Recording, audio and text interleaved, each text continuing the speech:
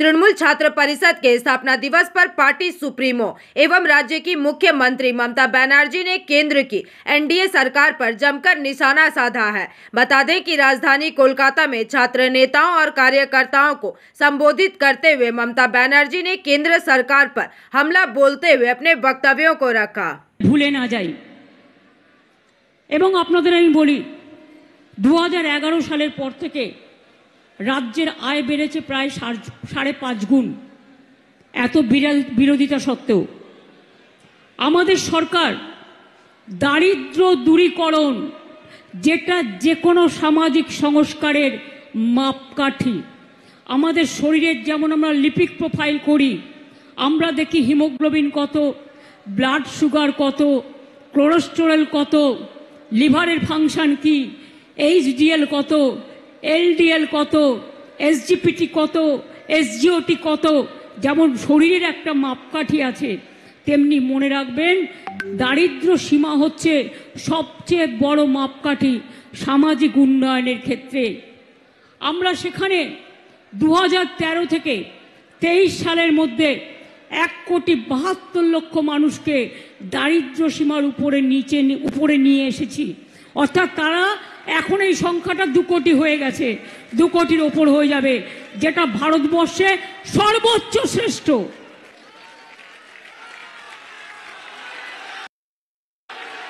সবটা তো লেখা যায় না, কিছুটা বাকি থাকে, কারণ প্রতিদিনই কাজ বাড়ে।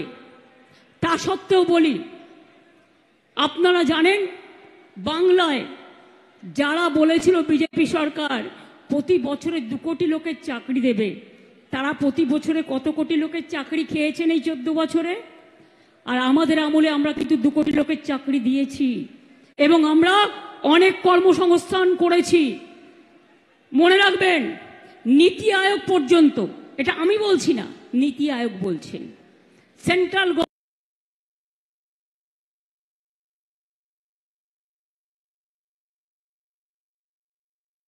গভর্নমেন্টের তৈরি করা নেতাজি সুভাষচন্দ্র বোসের প্ল্যানিং কমিশন তৈরি করে দিয়ে যে নীতি আয়োগ তারা তৈরি করেছিলেন, তারা বলছে 22 বেকারত্বের হার আমরা কমিয়েছি। হঠাৎ করে একটা ছেলে চলে এলো, তার নাম আক্তার, সে তার হাতটা তুলে দিল, সে জানতো না কি হয়েছে, যে গুলিটা আমার কপালে লাগার কথা সেই গুলিটা ওর হাত ফুটো করে বেরিয়ে গেল। জেনে রাখবেন, সারা শরীরে এমন কোনো জায়গা নেই যেখানে আমার চোট নেই। 21শে জুলাই কোমরে মেরে কোমর ভেঙে দিয়েছিল প্রায়। আমাকে রোজ এক্সারসাইজ করে থাকতে হয়, যন্ত্রণা সহ্য করে বেঁচে থাকতে হয়। তাও মনে রাখবেন, জীবনে আমরা হারতে শিখিনি। অভিষেক সবাই যার নিজের নিজের এলাকায় লক্ষ্য রাখবেন, কেউ সার্ভে করতে আসলে কখনো নিজের ডিটেলস বলবেন না। আপনার ডিটেলস নিয়ে গিয়ে আপনার নাম কেটে বাদ দিয়ে দেবে, এটা মাথায় রাখবেন। নিজে ভোটার কেন্দ্রে গিয়ে দেখবেন নিজের নামটা আছে কিনা। আধার কার্ডটা করে রাখুন, আধার কার্ডটা কম্পালসারি করে দেওয়া হয়েছে। ললিপপ সরকার বিডিওদের ভয় দেখাচ্ছে, এসডিওদের ভয় দেখাচ্ছে, ডিএমদের ভয় দেখাচ্ছে, পুলিশকে ভয় দেখাচ্ছে, বলছে চাকরি খেয়ে নেবো নয় জেলে পুড়ে দেবো। আমি বলি ইলেকশন কমিশন আসে আর যায়, তারপরে কিন্তু রাজ্য সরকার থাকে। Election commission. Bureau report PVTV news. Raniganj में इतने लग्जरी रूम, वो भी इतने कम प्राइस में।